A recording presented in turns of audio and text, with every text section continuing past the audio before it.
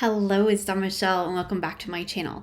Today we are going to do my August reflection, so talking about primarily my tarot practice throughout the month of August 2023. So these are little videos that I like to do to just kind of go over all the decks that I worked with, how I found them, and just talk about various aspects of my practice. It's kind of a little bit like deck reviews. Also, I share my tarot journals, so you can take a look and see how those have come about throughout the month. But I generally like to start off with just like a couple of quick memories. There's always timestamps in the description box below in case you want to jump ahead and you're just like, I just want to see the decks or I just want to see the journals or whatever. So I just have a few little things that I want to mention in August. So a couple of big things, like my eldest came home for a visit, which was awesome, and we really enjoyed getting to hang out and spend some time together. Played games, watched movies, like did the whole 9 yards.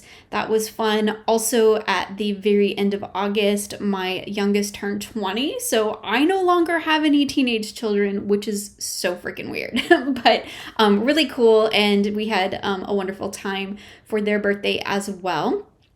And so those were kind of the big things as far as like stuff I've been working on. I've been writing a lot, so I'm writing a fiction book, and that's been a huge part of my focus.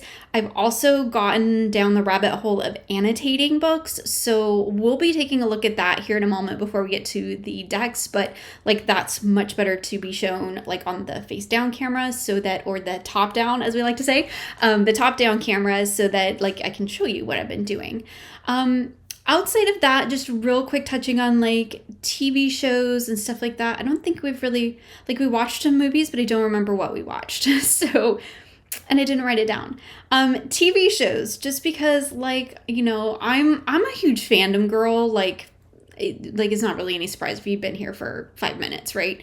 I talk about my fandoms a lot. I have recently like jumped on the Supernatural, which I'm like so late to the party. I mean, like I'm even wearing my Winchester Brothers shirt today. So late to the party on that, but I've been really enjoying that particular series. I finally got into the part where we're like into the angels and demons, which I'm just all about that. Also, like, Castiel is, I think, my favorite. Are you Team Dean or Team Sam? And I'm like, I think I'm Team Castiel, just saying. I want to talk about fandom decks at some point, and, like, the Supernatural has a fandom deck, too. So it does kind of relate to tarot-y things. Anyway, like, I don't know where I was going with that, but, like, I'm kind of Team Castiel at this point. So that's where I'm at, but I'm only in, like, season 4 or 5, somewhere in there. So that's been fun. I've been watching a lot of those, trying to like I'm not really binge watching it, but I do sometimes watch more than one episode in a day, but I do watch about an episode a day. So it's probably gonna take me a while to get through 15 seasons, but I'm okay with that. It's a nice fallback show for me, you know, when I'm not watching my normal comfort repeat shows, right? Me and my rewatches, that's a thing. Also, like totally this month was loving Strange New Worlds. Strange New Worlds might be my new favorite show. I can't even remember if that was last month or this month. I might have talked about it last month because y'all, I have rewatched several of the episodes. So now I'm trying to remember if I like, even if that ended. I think it ended in August. Like I think the current season ended in August. I'm pretty sure. Like the beginning part of August. So anyway, like I'm a huge Star Trek fan anyway. Like I've been watching Star Trek since like I was born pretty much. So it was always on in my house growing up, and now I watch it all the time too. Like Next Gen is like one of my comfort shows, so I turn that one on a lot and just let it play in the background. But now Strange New Worlds is now a comfort show as well, and I tend to rewatch those episodes. So that's fantastic. Also, Good Omens. Can we talk about Good Omens just for a minute? Because, oh my goodness, like, I don't want to spoil it for anybody, but, like, I cried like a freaking baby and was just completely, like, emotionally raw and devastated at the end of Good Omens 2. So, like, that's all I'm going to say. Like, it rocked my world. Because I don't want to give anything away, but if you have not seen Good Omens, oh my goodness, please watch it. It's so good. So good. Okay, so like that's just real quick TV and fandom stuff, just because like I can't help myself. And That's just something that I enjoy sharing on occasion with you all here as well. The only other thing I wanted to touch upon really quickly was that another exciting thing that I did in August was that I was over on Lisa's channel. So we did the second video in our Tarot and Practice series. And in that one, we talked about deck personification, which was an amazing conversation. I really enjoyed it. I mean, I always enjoy whenever I get to hang out with Lisa, but that was a really great conversation. I really enjoyed being able to talk about personifying decks and why I do it and what it means to me. So if you haven't check that out yet, I will leave a link for it in the description box below. That was a fantastic conversation. Would definitely love to hear your all's thoughts in it. So definitely comment in that video and share with us what you think about deck personification, because that I think is a really, really interesting topic. In September, we're going to be continuing our Tarot in Practice series, and it will be on my channel in September, and we're going to be talking about deck collections. So that's probably going to be a pretty cool, really big discussion too, because I know that's always a hot topic in the tarot community. Like, I wouldn't say it's always a hot topic. It comes around. Like, it cycles around every couple months, all the time. For as long as I've been on TarotTube, as long as I've been watching TarotTube, which in the grand scheme of things is not that long. I think I've been watching TarotTube for maybe 5-6 years. I've been here as a content creator for about 4 years. Maybe going on 5. I can't even remember anymore. It all starts blending together. So anyway, it's a really interesting topic, and it comes around quite often. So it's definitely something that we wanted to, take a moment to touch upon and to dive into in a general sense. And then we are going to be diving into more specific topics as we continue with this series. So that should be really, really fun. Okay, so let's go ahead and jump over to the other camera and let's take a look at all the fun stuff. Okay, so before we jump into the decks, I just real quick want to show you all my little fiction annotating kit that I've kind of created here. You will see that annotating things totally like bled into my tarot practice this month when you check out my tarot journal, which will be at the end. Again, timestamps if you're interested. I also started annotating some of my books that I've been reading. So annotating nonfiction has been a thing that I've done like for years and years, but it never really occurred to me to annotate my fiction books. But I thought I'd just show you my little kit that I put together, because I have found that annotating my fiction books is really allowing me to do a much deeper dive read into the books themselves. And I've really, really been enjoying it. So I've created kind of a little kit here. This is just a really inexpensive journal, like wrap journal cover that I picked up off of Amazon. It did come with like a journal inside of it, but I'm not using that. I took the actual journal out. And this just allows me to kind of keep all of my little annotating stuff together. Currently, I am reading and annotating Six of Crows. So it's not like super, I don't have like a super expansive kit here. I have lots of stuff now because of course I went down that rabbit hole. I have all the highlighters, all the sticky notes, all the tabs and everything. But what I have in here is pretty bare bones overall. And I just slide my fiction book in and out of this as I'm, reading it and working in it. But it just allows me to, kind of keep all of my stuff together. So I have my main highlighter that I'm using for this. You will see that I have written in this book as well. So I just grab, whatever pen happens to be at hand. I do find that my really fine, like pure malt pens work really well writing on this particular paper that's, pretty typical in fiction books. Then what I have in here in this little flap, which is where like the journal, other part of the journal cover is supposed to sit in, but I'm using it as a pocket. So I bought a set of these page tabs. Again, I'll leave it linked below for you. And I just peeled off the colors that I'm currently using on one of them and then just like put the extras on the back side of one of these other little plastic things that it has on it. So I have my colored tabs that I'm currently using for this book and the things that I'm currently annotating in it. As I add more things, I will add more colors, and I have some just post-it notes here. You'll see that I use these throughout. So I'll just do a really quick little breakdown of like what I'm doing in this book.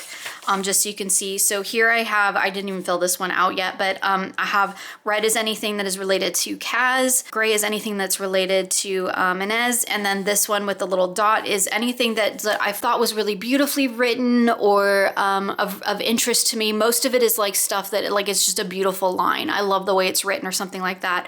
And then I have another pink tab, which I will probably be using for another character in this book. But as you can see, I'm not very far in because this is a very slow roll process. And I'm obviously not being precious with this because I'm writing all in this book. I went over the title with a silver Sharpie, so when it catches the light, it does kind of reflect a little bit. I drew some little birds here. I wrote no mourners, no funerals, which is something that they say a lot in the book. And then I've got just this black sticky note here that's actually just over the like the publisher information. And I tear all my post-its, but and the when I started the book. So I started the book in August of 2023, and then I will note when I finish it. So let me just jump over to the tabs here so you can see what I've been doing in this book. So I'm just basically highlighting as I read. So I've kind of been doing it in little steps. Again, I'm not going to go into too much detail because like I could probably do a whole video on it if anybody's interested, although it's not like super complicated. There is a video by Plant-Based Bride that I watched that I found really interesting, so I'll link that below because like if you're interested in annotating to this level, just go watch that video. It's amazing. Anyway, so in here, basically what I do is when I sit down and I read a few pages, I highlight as I read, and then I come back at the end of that little reading session. I come back and I look at everything that I highlighted, and then I kind of just make little notes. I tab things for the different areas. Like this I tabbed was a whole description on Kaz, and like it's the first time we meet Kaz in the book, so I highlighted that because her description of him in such like a succinct way is beautiful. I've got a few key phrases underlined as well that I thought were really cool, and then this is a post-it note with just some reflections that like personal reflections. This particular one talking about like I love the way she wrote this, but because I watched the Shadow and Bone TV series, which does cross over into Six of Crows territory because it's all in the same world. I watched that before reading the book, and I was just noting here that I wonder if like I picture the actor when I read descriptions of Kaz now. So I think he was amazing, and I really enjoyed him as Kaz. But I was just kind of pondering in here if that experience would have been different if I had read the book first and then watched the show. So like just little things like that. Here's just little things that I've highlighted. I boxed this because I just thought the way it was written, like this night smelled like violence, that is just such a potent line. And as somebody who writes fiction as well, or is attempting to at any rate, I just thought that was really cool. And then this was another little bit of character description, and it was Jesper's, so I just kind of, you know, apologize for my dog. I just boxed it and then made a little arrow. So like these little red tabs, these are all Kaz's stuff. I've got little notes and just little reflections written in there. This page has, that's where they said no mourners, no funerals for the first time, so I tabbed that. This is some, you know, little bits about Yanez, all of her, some personal reflections and things like that. This is where I got my book wet. So you can see I just have like little notes, and it's just really helping me to really dive deeper into the story and feel more connected with it. So I'm kind of doing it. I know a lot of people who do it in like 2 passes where they read the whole book and just enjoy it. And that's fantastic. And I will probably go back and annotate books I've already read just to do a more critical read of them. But for right now, what I'm doing with this one is I'm reading in small sections, and I'm just highlighting anything that catches my attention, and then going back and doing the critical review at like after that little session of reading. So anyway, I kind of just love having it in this because like I just wrap it all up and I can just pick this whole thing up, and I've got all my little annotation supplies with me right in here along with the book. I take the book out while I'm reading and I just put it all back and wrap it all back up for the next time.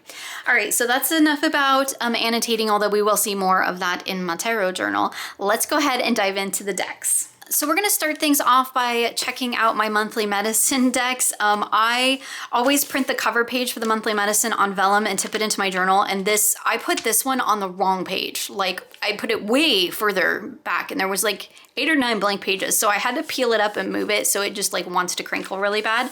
But August was Into the Well. And so this was where we explored the idea of mythos and creation through the lens of Norse mythology, if we so choose. I included that in the monthly medicine, or through our own personal mythos or a culture of our choosing. So it was really interesting to see what everybody did. I ended up doing my own personal mythos. So our first week was basically diving into the well, and this was where we were looking at kind of like what is going to be unearthed for us throughout the month as we dove into the well of our own personal mythos or a mythos of a particular culture, sort of looking at the idea of like creation on the whole. The two decks that I chose for this were the Earth Wisdom Oracle and the Antique Anatomy Tarot. So we'll do our usual pairing here with the typical Oracle card in the middle, which is how I love to show my decks and have been doing so for years. This is my indie edition of the Antique Anatomy Tarot. There is a mass market edition, so I'll leave that linked below for you because the indie copy is out of print now. These two decks together are amazing, and I've talked a lot recently about working with pip decks along with really heavily illustrated oracles, and the way that these two decks work together was just really amazing. I love the blend of the really pippy cards with that really fleshed out, really deep and into the nuances with the oracles that are so heavily illustrated like this. So here we have Shadow Treasures. Also, the little guidebook for Earth Wisdom Oracle is fantastic. There's a crystal and a plant in every card, and the messages in this little guidebook are amazing. It's one of my favorite oracles and one of my favorite oracle guidebooks. But you pair that with just a very simple, elegant pips that we have in the Antique Anatomy, and I feel like this just really, the tarot just really helps to expand this message. So we have Shadow Treasures with the Queen of Coins and the Tower. I mean, how beautiful is that? I think that these two decks work really, really well together. They both have a very sort of botanical, plant-heavy vibe. I love the addition of the crystals in the Earth Wisdom. Also, I love that it has that kind of very earthy, grounded, kind of Celtic-y sort of energy that just felt really in alignment with the well that we were working with for that particular week. And you will see how I actually interacted with these cards in the readings when we get to my journal. But as far as working with these two together, yeah, I love it. I really, really do. I feel like they balance each other out really well. I feel like the energies of them are really compatible. I feel like the voices speak in a way that I really understand. Here we have Relief between the Devil and the Four of Blades, which is amazing. Like, the messages are just really powerful in these. I mean, big picture with the Empress and the Six of Coins.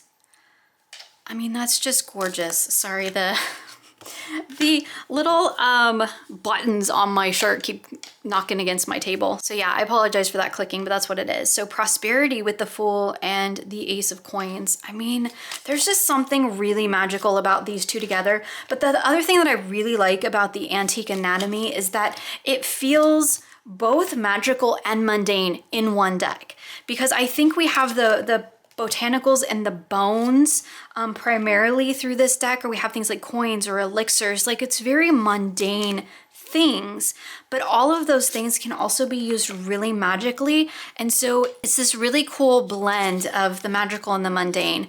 And I get really clear, succinct readings with it, but I can also really dive deep into the magical, mystical if I want to, right? And I just think that's so amazing. So here we have Understanding with the Seven of Blades and the Wheel of Fortune. I mean, that's just beautiful. I love the colors together. I love the way these two decks read. These are both favorite decks in my collection. I think I worked with a lot of kind of favorite decks this particular month, like decks that were kind of tried and true for me.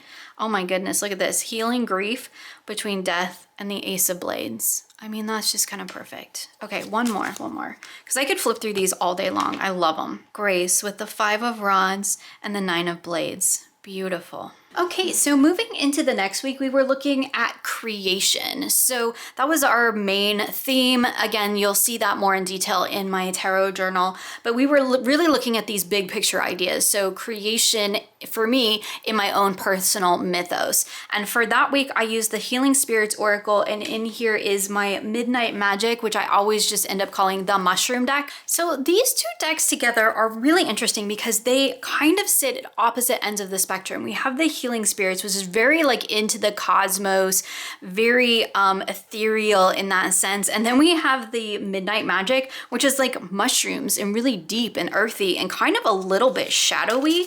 And for whatever reason, that balance of those two energies worked really well for me for this creation week. I love the messages on the Healing Spirits, and I really, really adore this Midnight Magic deck. It is quite amazing. I think it's really, really well done.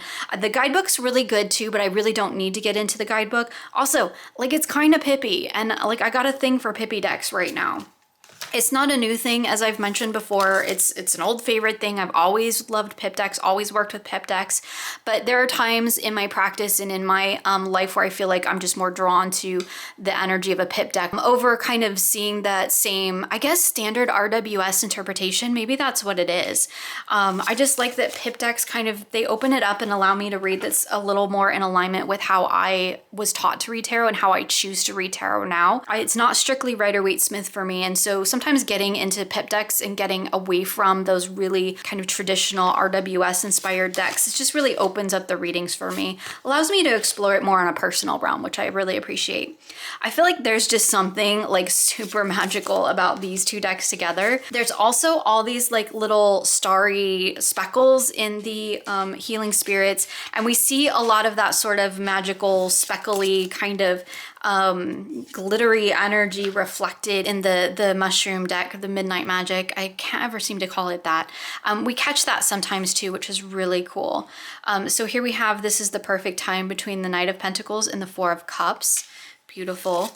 I just feel like it blends really well, that idea of above and below. And for me, creation, the idea of creation in terms of my own personal mythos, like that completely embodies my way of being in the world. Like I feel very rooted and grounded and very practical in a lot of ways. Like I'm Taurus Sun, right? And I do really identify with that energy. As I mentioned in the Leo collection video last month, I am also Leo moon and rising sign, and I do identify with that quite strongly as well. But like I do feel very much in that Queen of Pentacle, Taurus kind of energy. So I feel very grounded and rooted most of the time. But like my feet are firmly planted on the ground, but like my head and my spirit are up, like just traveling the stars. I'm like up in the cosmos a lot of the time. I talk a lot about like channeling in my readings. I talk a lot about that with members. I talk a lot about my personal tarot practice, like into the nitty gritty, as well as like just my own personal life and things that I'm going through and ways that like tarot and the practices that I integrate into my life, how they help me with that. So like if that's the kind of stuff you're interested in, or you just want to like really dig deep into my personal life, definitely check out my membership, because that is where that really deep and personal content happens and where I share that kind of information. But for me, this like completely embodies my creation myth. Like my personal mythos is like, it's really deeply rooted and grounded into the real world that we're in now, but like my head and my heart and my soul are like always up in the cosmos. I guess I'm not really doing a very good job of talking about working with these decks. I believe these are decks that I've talked about before. I love the little Midnight Magic deck. I think it's so smart. It's so smart. I know I talked about the Healing Spirit last month because I'm pretty sure I used it last month. I do like the messages that are on the bottom. It's one of those that feels like the messages are a little more expansive and not so into that sort of starseedy thing a lot of the time. Like this one says, it isn't about being right, it's about doing the right thing, which is a wonderful message and not something that we often see like on these sort of cosmic-y oracle decks, where we tend to get more of that sort of cosmic-y, starseedy affirmation messages. And I really, really like these. The guidebook's really nice too. And we've got it between two fives, the Five of Wands and the Five of Pentacles. I mean, that's kind of perfect. I love these decks. I didn't know how I would feel about them together. I don't know if it's a combination that I will use often, but like, let me tell you, in terms of like personal connection, like this does represent my personal mythos. So like above and below, being rooted into the ground, but like head and heart and soul like up into the stars and the cosmos and all the potential that lies there. That is 100% me. So this one says you came to serve, between Two of Wands and the Fool. Beautiful. There's a lot of like kind of a spirit, like spirit almost, I don't want to say angelic, because anybody who doesn't like resonate with angels, that might turn you off. They're not really angels, they're like healing spirits, as the name suggests. But it's really interesting that how it's depicted in the artwork as well. So here's like you're on the right path between the Three of Wands and the Magician. I think the colors are really cool too, because the colors in the healing spirits oftentimes kind of reflect what's going on in the plant life. I love the black backgrounds on the Midnight Magic. Like it's just an amazing deck. It's amazing. So like the purpley kind of tree tendrils here kind of represent and match the sort of shading and the purpley going on in the Queen of Cups. But then we have this beautiful like yellow bright light, which really reflects this energy right here in the Tower, that yellowish. So you know me, I love to touch upon color. That's just a huge part of how I read. Probably need to do like a full-on video on it, but again, the messages are just really good. So we have Life Lesson again. I kind of forgot to talk about the other decks in like just in general, which I try to do, but this deck is just really, really awesome. I think it's super smart. I don't remember the first month I used it. I love that Emperor.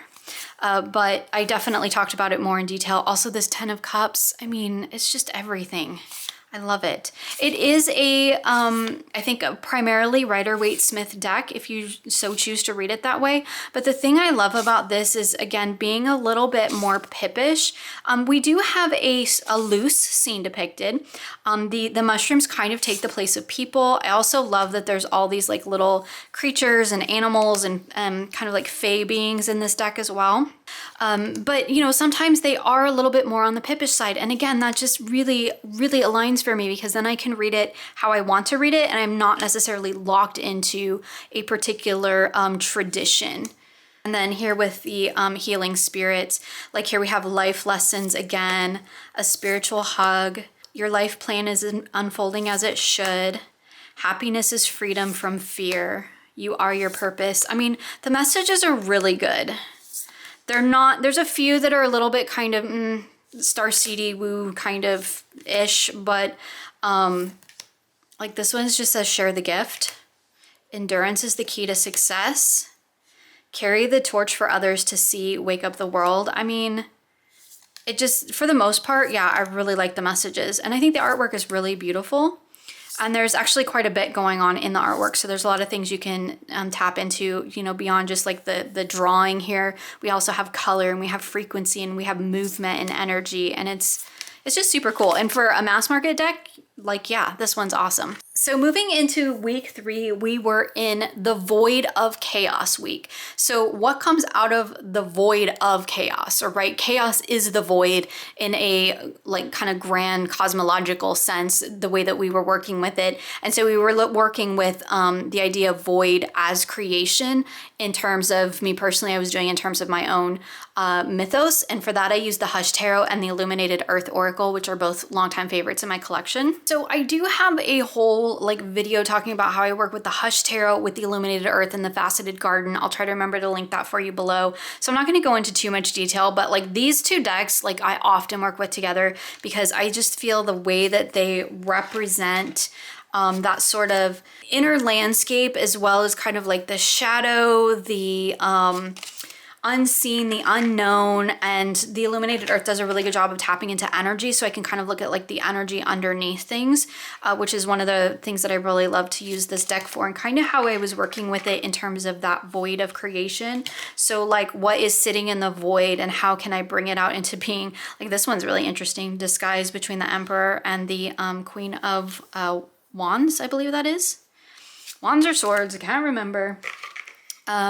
Anyway, I really love these two decks together. There's just something about the way that they read, the way that they converse with each other. I feel like the Illuminated Earth really gets to the heart of what's going on in terms of the energy of a reading, and then I can use the Hush Tarot to really dive deeper into that. And for me, the whole idea of sort of chaos and creation and the void, it is kind of a bit of a shadowy place, so I felt like this little combination worked really well for me. They do kind of reflect that inner space for me personally. Oh, that one was the Queen of Wands. So here we have Harmony with the Hermit and the Queen of Swords. Beautiful. I have seen a lot of people do some mods to this deck and like rearrange the system, you know, move the cards around, which I'm totally on board for anybody doing that anytime. I've done it to several decks myself. And I really thought I would end up doing it with the Hush Tarot, but I haven't. I've kind of just found my own way with it in the way that it's depicted and the correspondences. But again, that is probably because I don't read strictly Rider-Waite-Smith. So that really opens up what I can do with a deck in that kind of way.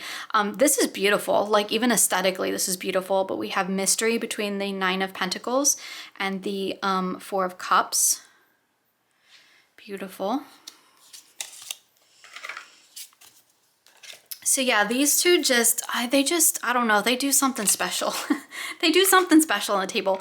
And I feel like I really tapped into decks that really sat in alignment with the energy each week for me on a very deep and personal level. So again, we're kind of back to that, me trying to describe these felt experiences, which just really I'm not real great at, but like I try. It doesn't stop me from trying, because here I am trying again.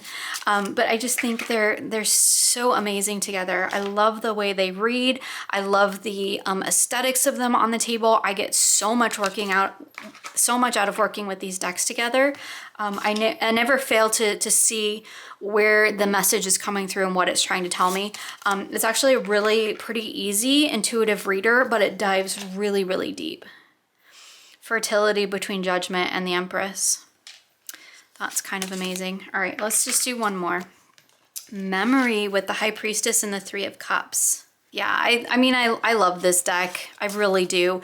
I didn't think I was going to really get on board with it, other than like the artwork's really, really beautiful. But when I first got it, I was like, man, I don't know. I did a deep dive with it. I made a whole journal. And then what I found is that really I just need to read it in a way that works for me. And that like is kind of the thing with every deck, right? I need to work with it in a way that works for me. And as soon as I kind of allow myself to step outside of like my own expectations with the deck, I'm really usually able to open up and work with them a lot better. The Illuminated Earth has been a long time favorite in my collection. It is one of the most balanced Oracle decks that I think I own. She did such a good job with this deck. And I do have all the decks by this creator as well, but like she just did such a good job with this one. It's often one that I return to again and again. All right, so into the next week, we had our order week. And after the chaos of creation, we have to take that and kind of do something with it, right? We kind of have to put it into some sort of order so that we can work with it. And for that, I chose the Anima Mundi Tarot and the Sacred Destiny Oracle. So this little pairing, interestingly enough, came out of a Playing with Pairs episode. So I was just like, I'm gonna try it. I'm just gonna see what happens. And it has completely blown me away.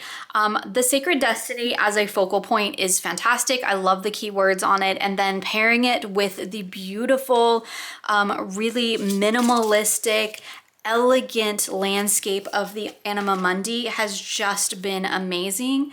And it worked really well for capturing that kind of order idea that we were working with that particular week. The idea of kind of taking the chaos of creation, of nature, of all that embodies in terms of our own personal work, our own personal mythos, or the particular culture that we were working with. And it just really tapped into that beautifully. It really succinctly got down to kind of like the key essence of each of the readings and the messages for me. Like here we have power between justice and the Ace of Swords. and also like aesthetically, it's so beautiful aesthetically. It's definitely a pairing that I will return to again. There's something very simplistically powerful about this pairing, and I mean that in like the best possible way. Everything is like really on the surface level for me. Again, the Anima Mundi is a pip deck, so like y'all, I'm having my love affair right now, and that's totally cool. But everything is very on the surface for me, like in terms of like enlightenment between the Seven of Cups and the Three of Pentacles. You've got all these choices, you know what you need to do, you just need to do it, right? You need to quit being distracted by all of the choices and just do the thing. The messages just come so quickly, so intuitively for me with this particular pairing, and I've just really, really been enjoying it. It's a pairing that I've actually worked with a couple of times throughout the month, just even beyond the monthly medicine prompts. I do often tap into my monthly medicine decks throughout the month as well. They kind of sit out for the week that I'm working with them, and I will use them for those particular prompts and practices, but I will also use them for other readings that I might want to do, or things that I might want to check in with throughout that week. So I tend to use them more than just for those few exercises. So here we have relaxation with the High Priestess and the Magician. Beautiful. I mean, it's just such a gorgeous reader. It's so elegantly simplistic is what it is. It is elegantly simplistic, and I love it. Like, it's very calming, it's very reassuring, but I also get very clear, very simple messages that I feel like, yeah, I can walk away and I can do something with that, right? It's really interesting because the Sacred Destiny, I've flipped through most of the cards now. I've actually rehomed this deck before. It's a deck that I really do like, but I had some issues with it that kind of kept me from working with it. In particular, and I talked about it before, it's a very me thing. A lot of this is stock art, and as somebody coming out of a design background in a design industry, like several of the images in this deck were images that I had used for client work. And so like I had to kind of have a break from it and kind of just take some time to separate from that sort of attachment or that sort of experience that I'd had with some of these images. This one I've left on top because this one in particular is one that I have used in client work. And so I had to disconnect from that. So I sent this deck away for a little while. It went to a new home, and then I decided to bring it back in and kind of give it another chance. And I think it is really beautiful. The guidebook is lovely. And I really enjoy working with it, but in particular, like I feel like it's really found its place working with the Anima Mundi. And then funny enough, the Anima Mundi is also a deck that I have had before and then rehomed.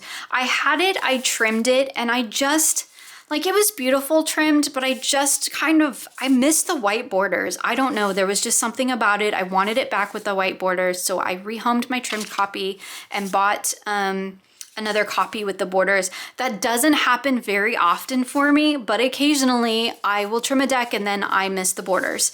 It's a rarity, but it does happen, and that's the case with this one. And also, like, I love this deck. It's so elegant, it's so beautiful. It's like the animal version of Pagan Otherworlds, and it just fits so beautifully into that sort of rooted, grounded, earthy energy that I like to incorporate in my practice. Okay, and in the last week, you cannot tell what decks I have because I have them both in little bags, and it's just kind of funny that I ended up making them matching bags.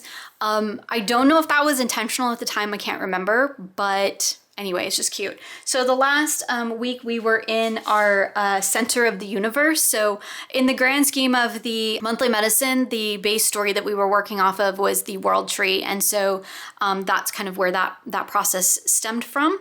And so the two decks that I used for that were the Tree Spirit Tarot and Nature's Wisdom message cards. Very slippy little deck, this Tree Spirit. So I really enjoyed working with these two decks together. They're both photographic decks, and I've really discovered that, like, for me personally, I like to pair my photographic decks. Like, I really don't like to pair my photographic, like strictly photographic. Like, there's been nothing to my knowledge done to these images. They are just photographs, right? Same as I really think with this one, although there's a few cards in it that somebody has tweaked a little bit and it's not done very well, but we won't go into that. Anyway, I do really like the photographic decks to kind of go together. And I feel like some of my oracle decks don't play very well with photographic decks. So that was one of the reasons why I wanted to pick up this little nature spirit one, Nature's Whispers, Nature's Wisdom, if I could get the name correct, that would be fantastic, was to specifically pair it with some of my straight up photographic decks because I think it kind of needs that. When I pair it with like illustrated things, it just doesn't sit right with me. So anyway, these two together were really interesting. So we have mud between the 3 of fruit trees and the 7 of fruit trees. Each of these cards have what it is on the card and then a keyword on the bottom. So there's a lot you can dig into. Also, this guidebook is really amazing. I haven't been noting what's Indian mass market. My apologies. All the links will be in the description box below. But this is a deck that I got the deck off of one of those print on demands. It was either Make Playing Cards or Printer Studio. And then I bought the guidebook on Amazon. It's totally worth the purchase to get the guidebook in my opinion, because it is really, really wonderful. And I dove deep into the guidebook for this. This little Nature's Wisdom message cards.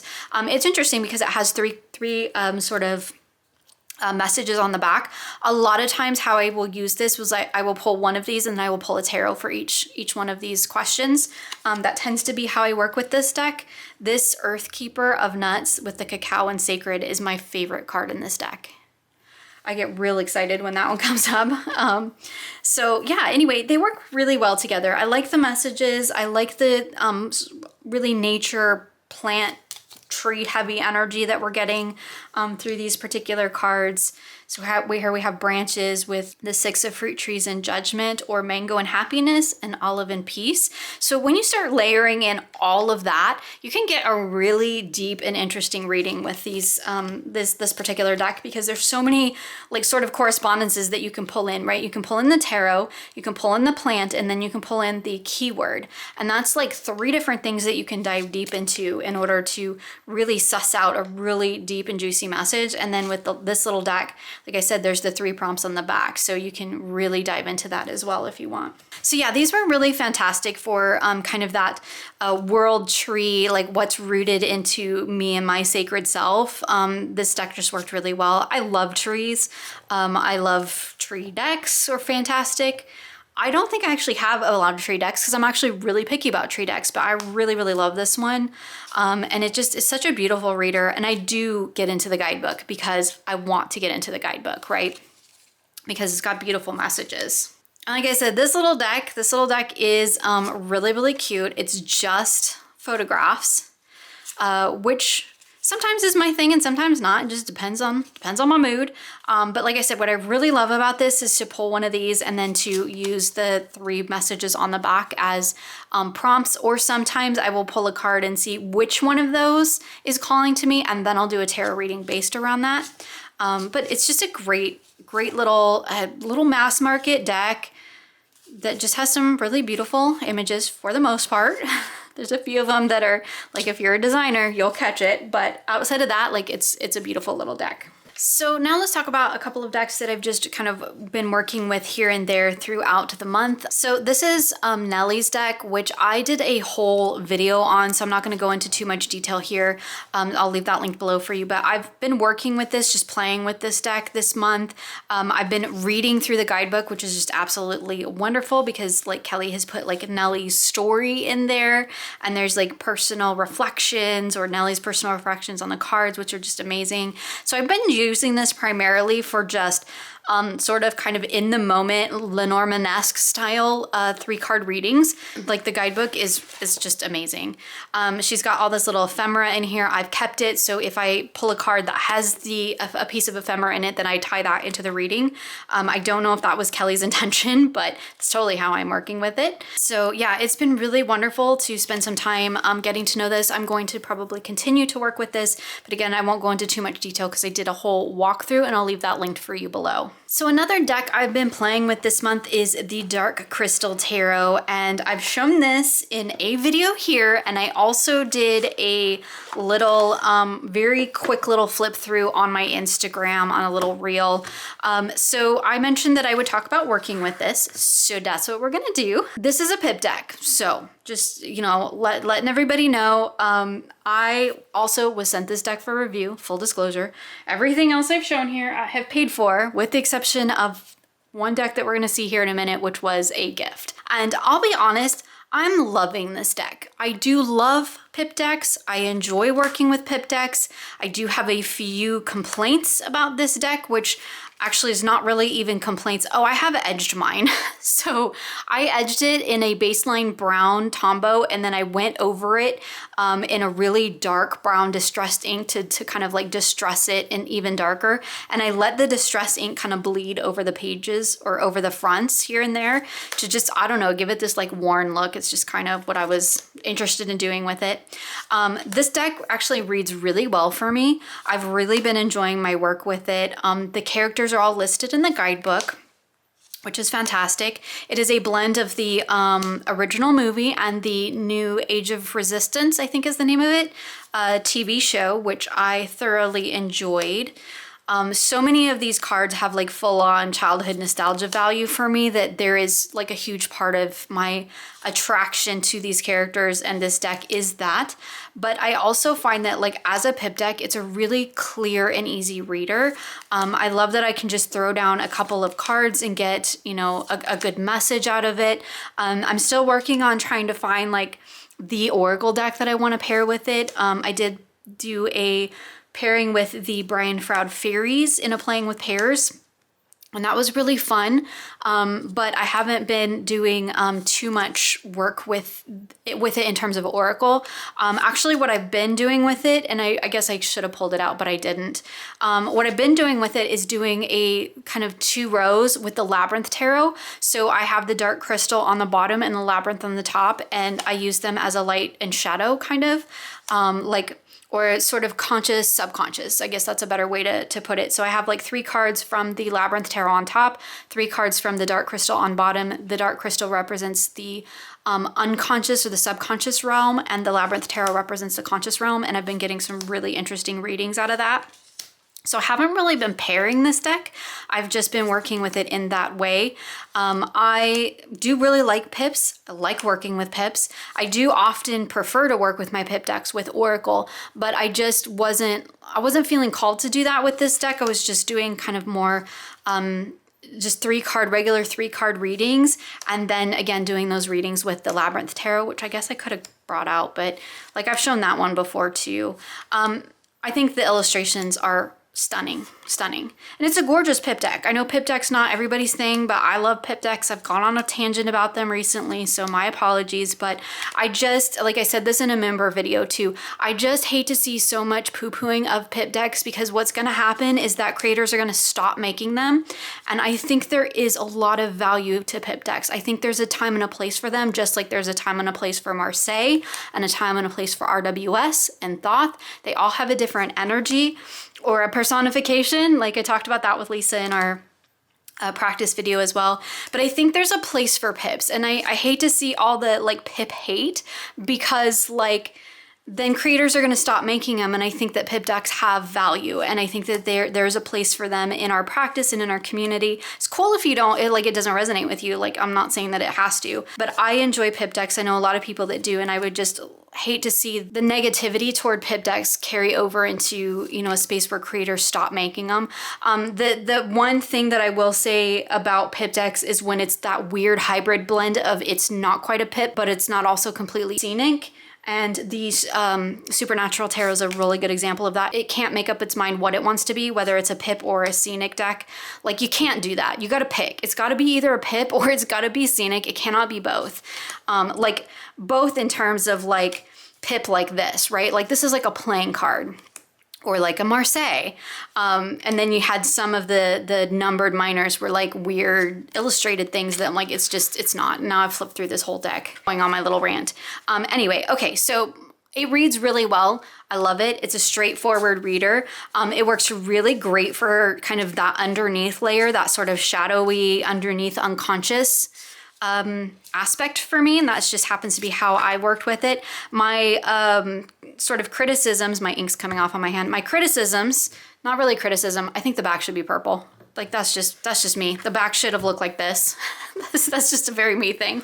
I will say that my sort of, I guess, criticism with this deck, and because it's a pip deck, It doesn't really matter. I mentioned this in the video that I did on Instagram. The suit associations, as often happens with these types of decks from this particular publisher, they don't make sense to me. So shards as wands is fine, vials as cups is fine. Totally on board with that. It's the stones and the gems, and here it says the stones are the suit of the swords, the suit of advice and personal power and intellect.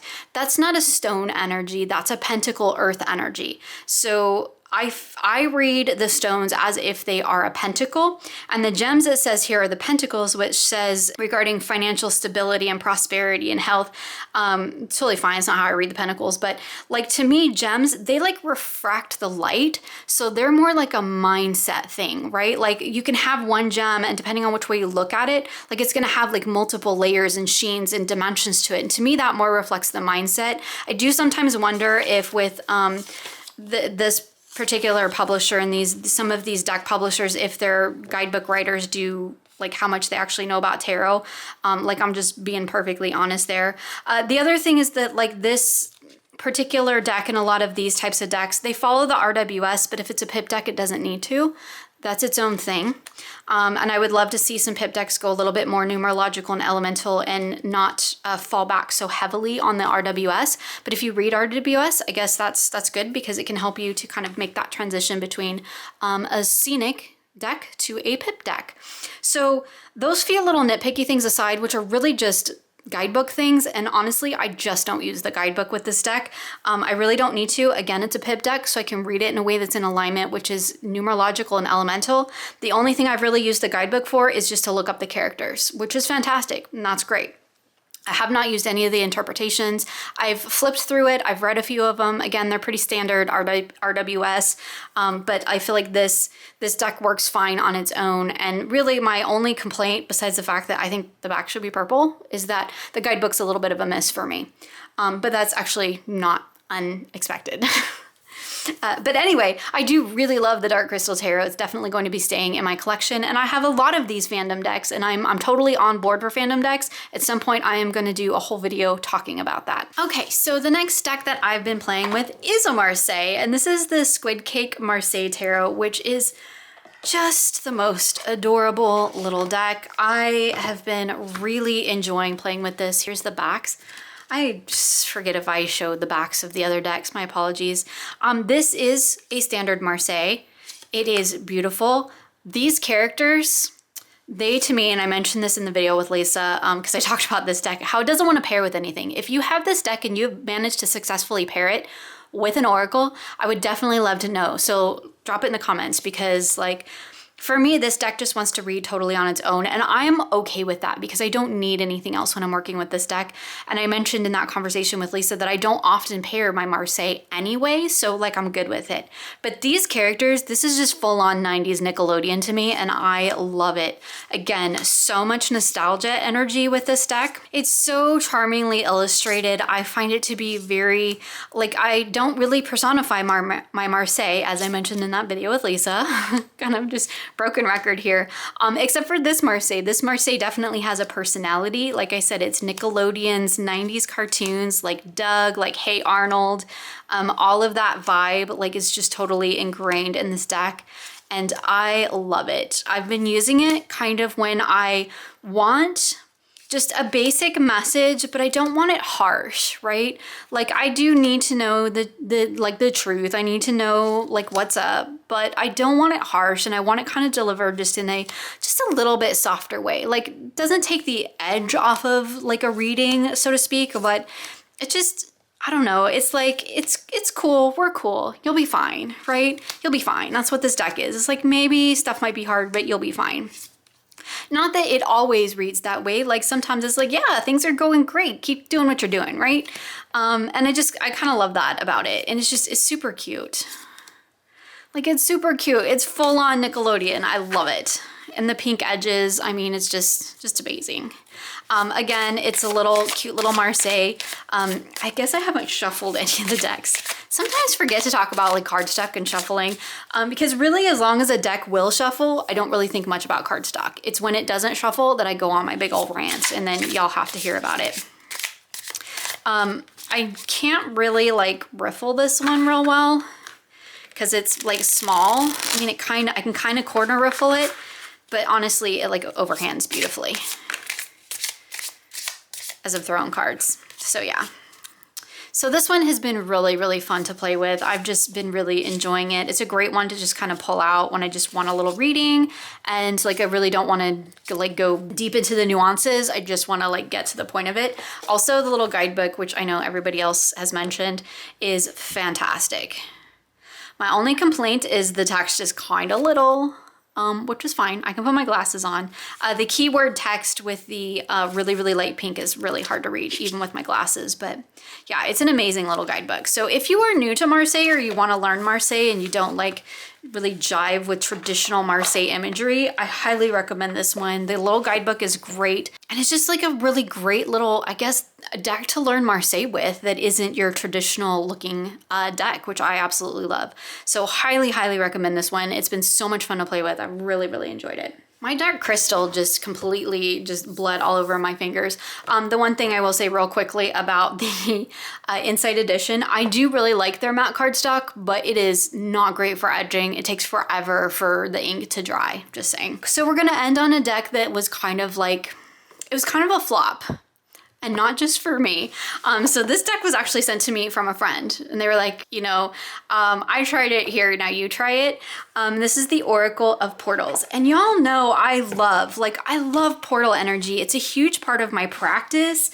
It's a huge part of like my personal like life mythos, the whole like idea of portals and stuff like that. So I kind of like, I have a lot of portal decks. I expected this one to I expected it to work pretty well. I was like, yeah, send it, I'll try it. Because I do think the keywords are really cool. We have a lot of like contrasting keywords, like there's exit and enter.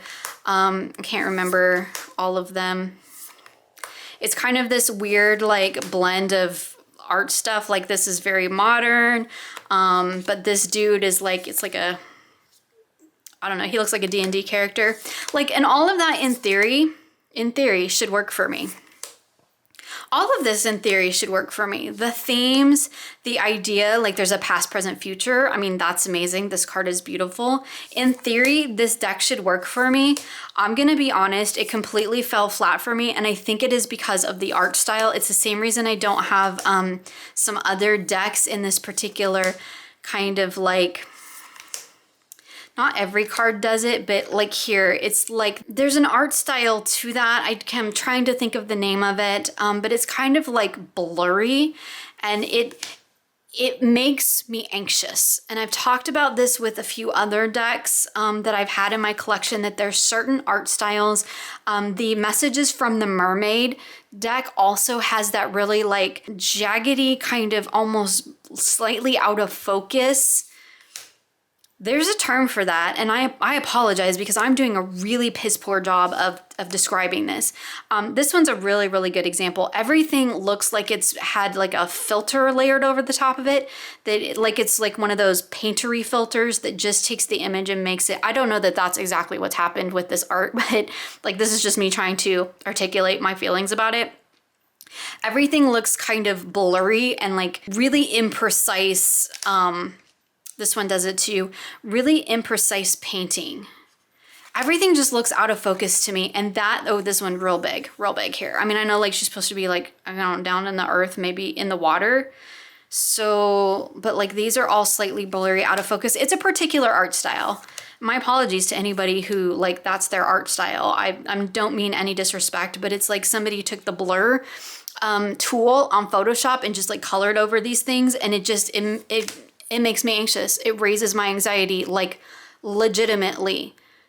In actuality, makes me anxious. It's making me anxious just looking at it. I had the exact same experience with that Mermaid Oracle deck. There's a couple of tarots that I've had that experience with, and I just can't.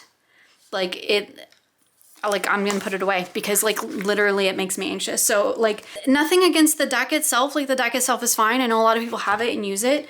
And theoretically it should work for me, but this particular art style, and no offense to this artist, this is a very, very me thing, but this was definitely a big ol' miss for me because like it literally gives me anxiety to work with it, which is so funny when that happens. Like it's not funny, but it's funny. So yeah, this one, you know, my apologies to the friend who sent it to me, but like she'll totally understand. It just, yeah, I just couldn't. So like it's gonna have to go somewhere else because I just can't with it. So this was my one big miss for the month, and I don't have very many of those anymore, but this was it. I'm gonna show you my new little crystal because I like have a fascination with crystal skulls, and I got this little alien sodalite, and I just thought I'd share him. His name is Jackson. If you know, you know. Let's go ahead and take a look at my tarot journal. So this is my monthly medicine journal. The readings that I did for the month of August in my membership. So if you're unfamiliar with that, I have a membership here on my YouTube channel. I do lots of, well, I do one video a week for members always, like without fail, most of the time, sometimes more. And a lot of it is related to personal things and like how I do specific things in my practice or just talking about random stuff. We occasionally do lives. And the big thing is that every month we do the monthly medicine for those who choose to participate, which is a guided tarot practice where I put together this whole entire practice for us to do either on our own or together. So that's kind of the deal with that. There's always a link in the description box of all my videos for that if you want to find out more. So remember back in the beginning of the video when I showed you my annotation kit, I full on went into annotating my own tarot readings, which was so much fun. So it's kind of a little bit chaotic, but like I really enjoyed it. I loved it. So I have my kind of title page here, which I have, I just took the prompts for each week. Then I noted the oracle and tarot that I worked with. And then what is in orange here is at the end of the week, I went back and just kind of like summarized my readings from that week and wrote it in orange. Like that's the takeaway from that whole week's worth of work. And then I just have some random notes here. Like this one says, creating my own personal mythology. This one talks about how I wasn't feeling the Norse vibe. Because I spent 2 months writing this particular one.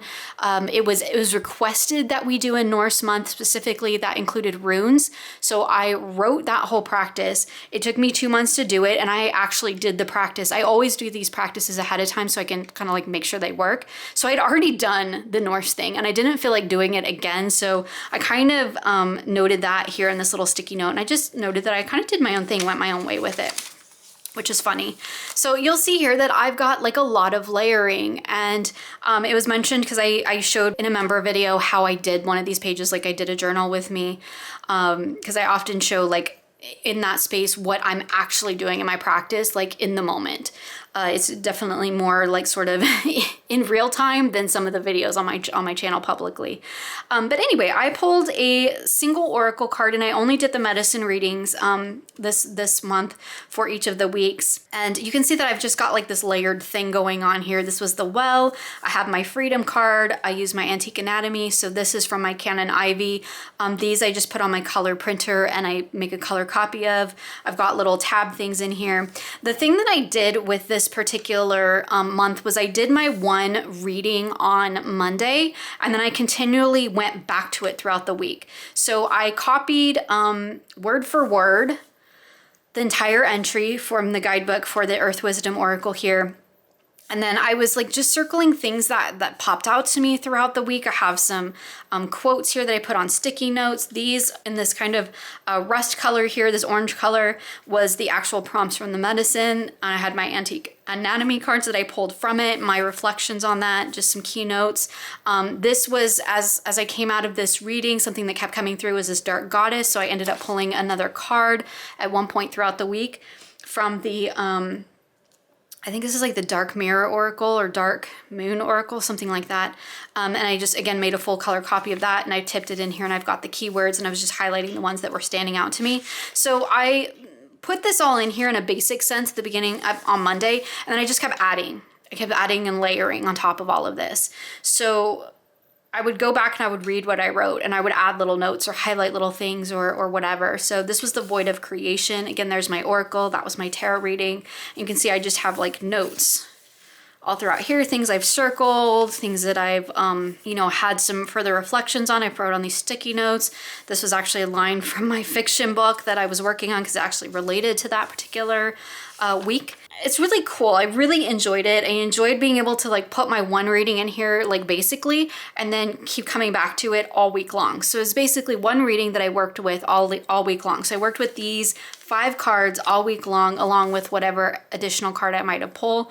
So for this particular chaos week, you know, as I mentioned, I worked with the Illuminated Earth and the Hush Tarot. Again, I can see I have like lots of layered up stuff here. The thing is, all this stuff I can move, so these all just peel off, right? Because it's just washi and post-it notes, and so I can see what's underneath, but it allows me to just kind of keep writing and keep adding even when I've like filled the page here. This particular card is from my Oracle deck that will be out very soon. And that was a card that I really was working with that particular week. So again, I made a full color copy of it and put it in here, and then I have my reflections written on the back. Here is our order week, and you can see kind of the same thing. Got my reading in, the pictures of it, and then I just kept like layering and highlighting and adding and making little notes and stickies. And like, so I took my tarot reading on Monday and I put it in my journal, and then I annotated it all week long. So I went back and I added little things, highlighted little things, whatever it was that was catching my eye. That's how I was working with it. So here's the last week with center. And here were the main cards I pulled. This was an additional card I pulled, so I just tipped that one in there. Again, lots of things highlighted. I've got little notes that I added in orange here.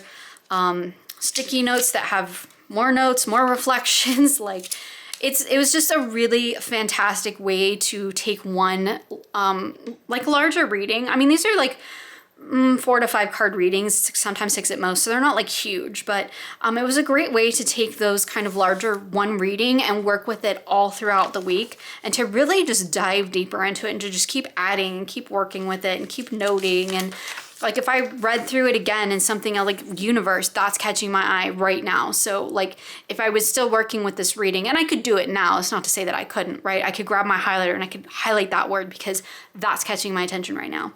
It was really, really fun. I really enjoyed it. I was feeling really disconnected to the well theme at the beginning of the week, the Into the Well, the whole theme of the month at the beginning of the month, because of some personal stuff I had going on, and I did not have space to do this. So I actually waited till well into week 2 before I started on this practice, which is totally fine. So being able to like journal it in this way and add this sort of level of creativity, and then just take that one reading and dive deeper, was really fantastic, because it was meeting where I was. I needed that little bit of creativity, but I also needed kind of the slowness of just working with one reading. I just didn't have the mental space to deal with more than that. So that's really what I did, and it was really, really fantastic. I really enjoyed it, and I totally want to make annotating your tarot journal like a thing. That's my goal. Okay, and real quick, we're going to take a quick peek at my Sacred Readings journal. I did not pull out any of the decks, I don't think, nope, to share with you, because most of the decks that I use in this are decks that I use quite often, or decks that I've done like full-on videos and reviews on. So if I included them all in my monthlies videos, like, we'd be here for 2 hours. So this is my setup for August. I was working with the Hush Tarot and the Woodland Wardens. Those were my main cards, because I really needed this sort of like decay energy. And I just did really simple illustrations. I just doodled, wrote. These are all colored copies. That's how I do my sacred journal. I don't use my Canon Ivy in it. I make color copies because I like that they're bigger and the colors are truer. But yeah, this was my sort of month ahead, my month ahead energy of what I was working on, what I was cultivating, that kind of thing. And you'll see I didn't do a lot in my Sacred Readings journal because, again, as I mentioned, I had a really rough beginning of the month and I just didn't have the space for it. So this was my channeled reading, because along with my monthly energetic month ahead reading, I always do a channeled reading. And for this one, I used the Healing Spirits. This is the, oh my goodness, what is the name of this deck? I'll just grab it really quickly. It's an out of print deck, so I really didn't want to show it a ton, but I think I have the title cards in here. Yeah, Fantastical Tarot. This is by the same creator as the Fairy Tarot, the little fun one that I showed, that I did a 5-minute flip through, and I love. My apologies, because this is out of print, and this is an amazing deck. It's like kind of dark fairy energy, although I kind of see it as a little bit alien. So for me, it's not really fairies, it's aliens, which again is totally in alignment with my practice. So anyway, sorry, I just slipped that one in there real quick because it's just right there in my basket. And this is the little Pocket Fool's Oracle that I used with that. So that was my channeled reading. Then we have my full moon reading, and I used my Star Child Akashic and the Ocean Dreams Oracle. Both of these are from Danielle Noel, even though I always say I don't pair creators decks, but I totally did in this case. And again, it's just working with that full moon energy and what I was working to cultivate, which was resilience, surrender, and expansion.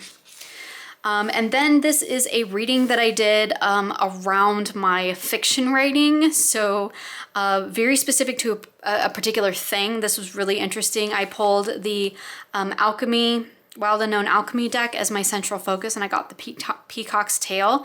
I used the Cosmic Visions, I think is the name of this deck, for me as the writer. So I got the Fool and the Mother of Cups, and then I pulled 2 cards from the Wild Unknown. I used the full size for each of my characters, and I got my 2 main characters, and I got the Ace of Swords and the Son of Cups, which was just really perfect. And then I pulled one of these little Sovereign Oracles, and the card I got was Friction, which was just completely fitting for these 2 characters. So this was like the story, me as the writer, and my characters, and then I just kind of journaled about putting that all together and how we're all working together, right? So that was a really fun one, very specific to that project. And then the last reading that I did in here in August was the new moon in Leo. So that was actually quite a while ago. So I haven't worked in here in a few weeks because I've been really busy with other things. But anyway, I used the new Moonchild Shadow Edition. I guess I didn't show that this month. I've been playing with it, but I haven't really used it a ton in reading, so it's more of I was just playing with it. We'll probably get to it at some point. And then I was using the Moonology. I know I showed this pairing in a Playing with Pairs. You can see it there. But again, yeah, just that's my reading, and that's it. So that is a look at the decks that I worked with, some other stuff I had going on. Real quick, I'm just gonna mention, this is a thing that's happening. I probably should have done this before I piled all the decks on my desk, but just to let you know, I will be doing a video on these, but will be coming up hopefully in September. I have a new version of the Rusted Lenormand on linen cardstock coming out. I have a new intuitive oracle called Finders Keepers coming out. And then I have an oracle deck. You saw one of the cards, the focus card is from this deck, coming out called the Sacred Threads Oracle. I will do a whole video on those as soon as they are available. So that's a huge thing I've been doing, right? My poor members, they've been so wonderful of going through that whole process with me. So that's been happening. I have another oracle deck that will be out before too terribly long with Crystal Skulls, so I'm really excited about that.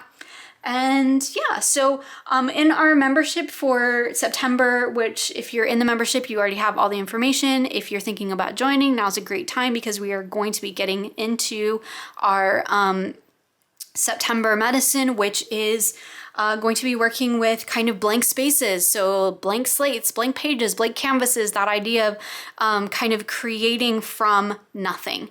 And we're going to be looking at that in terms of different various aspects of ourselves, our own personal narrative, what we offer in the world and things of that nature. So that'll be really fun. Every month I do a coffee and cards with my members where I do basically just a big haul of all the new decks that I brought into my collection, which is a favorite. I've been doing couch rambles, which is where I just come on, I chat about, things that are going on and how I'm working with things. I also share videos, talking about how I work with various things, or I do journaling process videos, or we'll do show certain spreads or talk about certain things. And of course, anything else that my members want to see and hang out and talk about. So that's going to be really exciting. I'm really looking forward to September. I'm kind of doing something cool with my decks, fun. Cool. Sure, it's cool. It's totally cool. I'm going to be working with a very specific set of decks for September, so that should be really fun in terms of the monthly medicine. So I'm really looking forward to that.